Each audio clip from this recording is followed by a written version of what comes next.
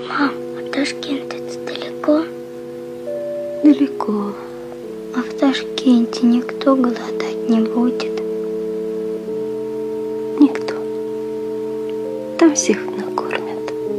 А откуда они возьмут столько хлеба? Ташкент город хлебный. Там жарко. Круглый год светит огромное солнышко. Зимы там не бывает. Люди ходят в белых одеждах и в цветных шапочках, чтоб головку не напекло. На улицах растет виноград, абрикос и фрукты, овощи. Какие счастливые люди живут там.